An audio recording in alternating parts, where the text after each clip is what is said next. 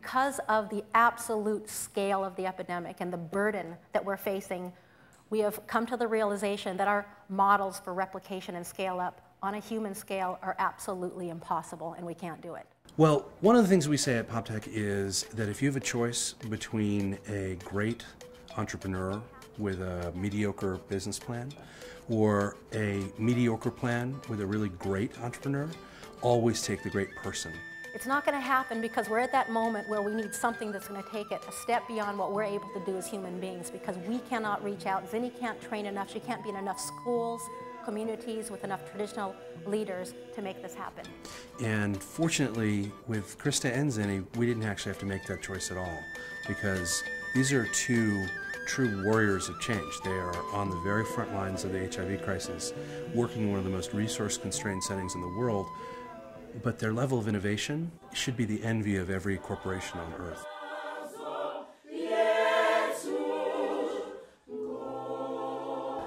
I met Zinni at a hospice in Durban, and I was going there bringing some food to a hospice support group. And when I arrived, the whole group were, some of them in wheelchairs, some of them in stretchers, others sitting in chairs, and there was this very thin woman in the back seat singing like an angel.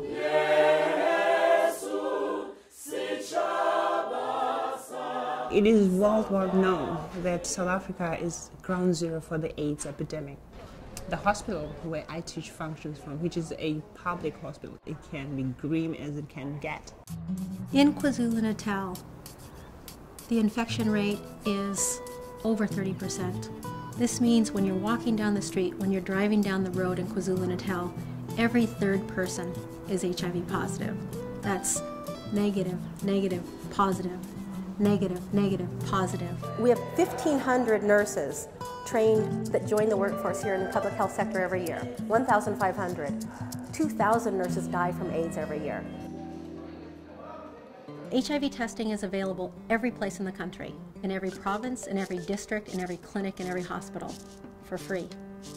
And patients and communities are extremely well informed where they can access that service. If testing is free, why aren't people testing? If ARVs are free, why are people not accessing those? And the answer is simple and not simple. People don't know their status because they don't want to access the service as it currently exists. They don't want to go to their local clinic where their aunt or cousin is in charge of the clinic. They don't want to go to a clinic where their neighbors are in line and queuing for the service. So their status is then disclosed to others. In this part of the world and in this country, the politics of HIV are enormously complicated. You have bad information, misinformation, disinformation.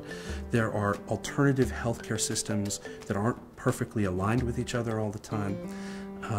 And in the midst of that, you have tremendous issues of stigma. Stigma has been and continues to be the biggest hurdle. I think the stigma in South Africa is not different than it is in other places in the world. HIV has a unique aura around it. And because the disease initially affected people who were already disenfranchised, the stigma became even worse. All the things we saw in the media were all negative, were all depressing, it was just a negative connotation around HIV, and therefore it drove people away from wanting to know the fact about HIV or to addressing that particular problem. So what happens is people come to test only because of personal crisis, because they themselves have become extremely ill. So if the goal is to figure out how to get people to get tested earlier, then you have to figure out how to deal with all the stigma issues. But people had the solution in their pocket. They were carrying around a communications device that we never used before. That combination completely routes around the stigma issue. It routes around all of the communications quandaries and delivers the right information to the right person at the right time. The big idea was looking at the role that mobile services and support could play throughout the process. And it kind of lit up like a constellation.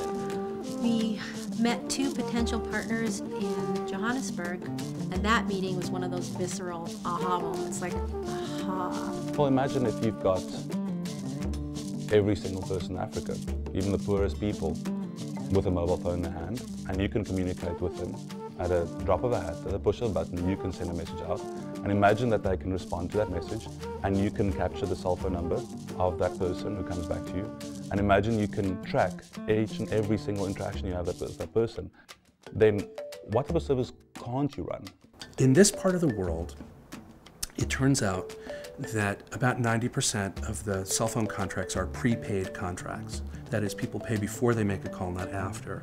So they created a special kind of text message so that if I'm out of minutes and I want someone else to call me, I can send them an empty text message called a please call me. So 30 million of them are going out. The SMS has got 160 characters in it, and the first 40 characters or so are used for the please call me, and the rest is completely empty.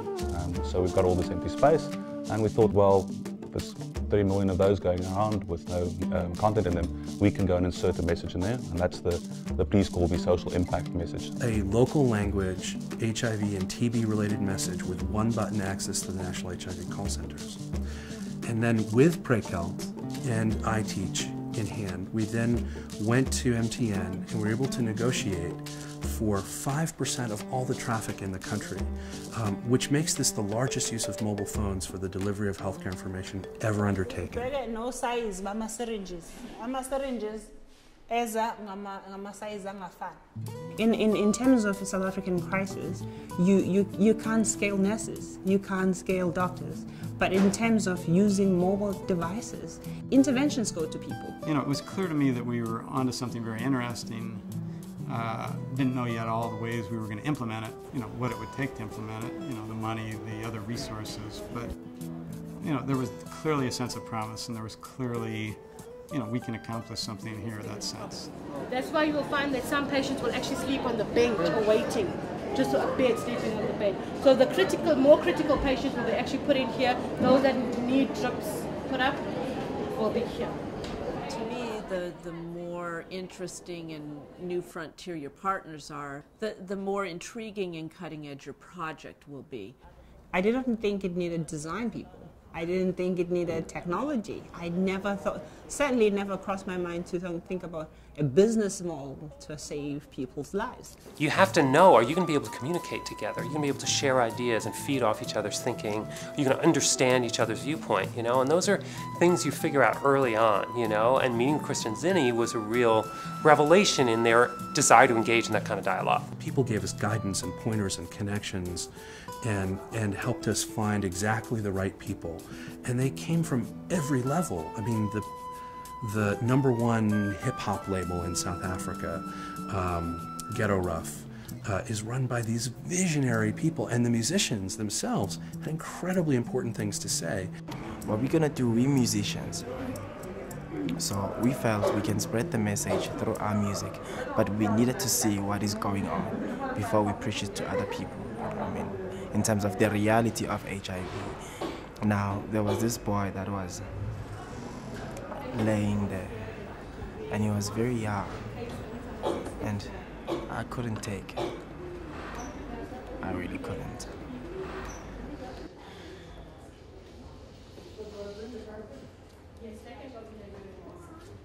Our first project, which we are announcing today, builds on a relationship that we started at PopTech last year. If we have a belief system at PopTech, one of our core beliefs is that the most important gap in the world is the gap between what most of us think we're capable of achieving and what we're actually capable of achieving. I think by definition, we all need to discover a sense of possibility as we look out into the future beyond this, and it's going to include a lot of things like Project M.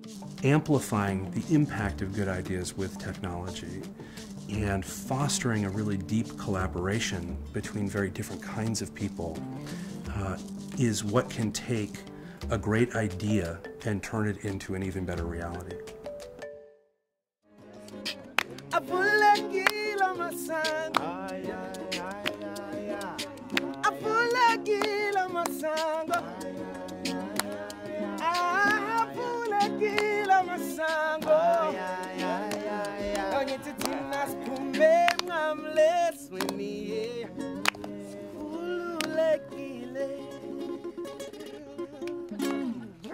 Wow.